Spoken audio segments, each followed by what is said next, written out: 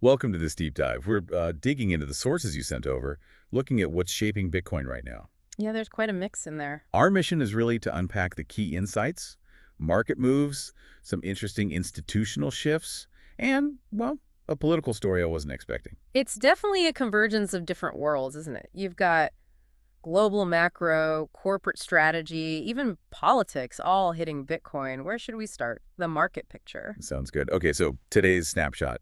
Bitcoin's trading what? Around $109,512. That's right. And the sources noted it hit highs near $110,249, lows around $108,606. So fairly tight range today. But what's significant is the 2.2% gain over 24 hours. That puts it really close, like within 2% of its all-time high, near $112,000, the sources said. Right. And this comes after a bit of a pause, wasn't it, following that strong rally earlier in the week? Exactly. And that rally seemed partly fueled by, optimism about the U.S.-China trade framework discussions. Ah, okay. So global economics playing a direct role there. Definitely shows how sensitive crypto can be to those broader catalysts.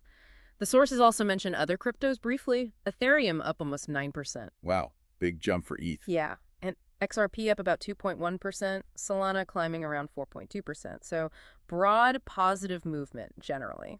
Okay, let's pivot to the institutional side. This Financial Times piece highlighted in the sources, it talks about Metaplanet in Japan and the company we used to call MicroStrategy. Right. The point being they're transforming, not just holding Bitcoin, but becoming primarily Bitcoin holding firms. It's their main thing now, almost. So it's more than just treasury management. Much more. It's a core strategy shift. And the impact cited, big boost to their stock prices. Which makes sense, right? It gives traditional investors an easier way in. Buy the stock, get Bitcoin exposure. Precisely. A regulated, familiar way to play the asset.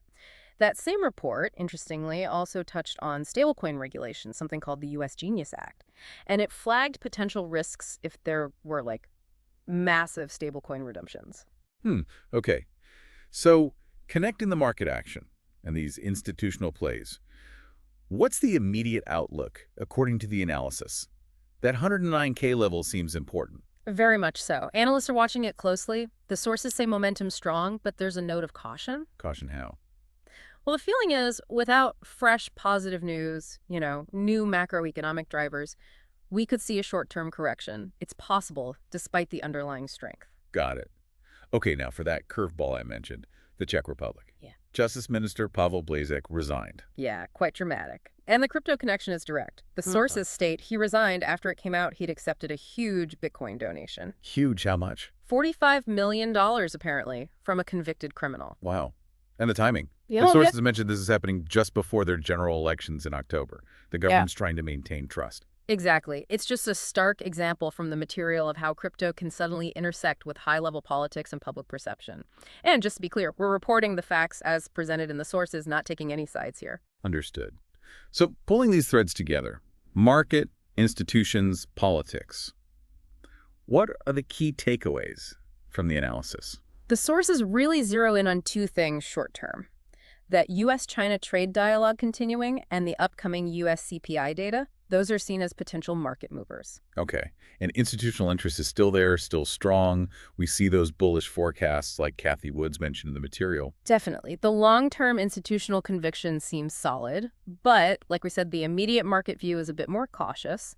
Watch out for that potential pullback if no new catalysts emerge soon. So for you, the listener, navigating all this, what should you be monitoring based on these sources? The analysis points specifically to keeping an eye on that U.S. CPI report, tracking any real progress on the U.S.-China trade talks, and watching for those quarterly reports from public companies. See how much more Bitcoin they're actually accumulating. Those are your signposts.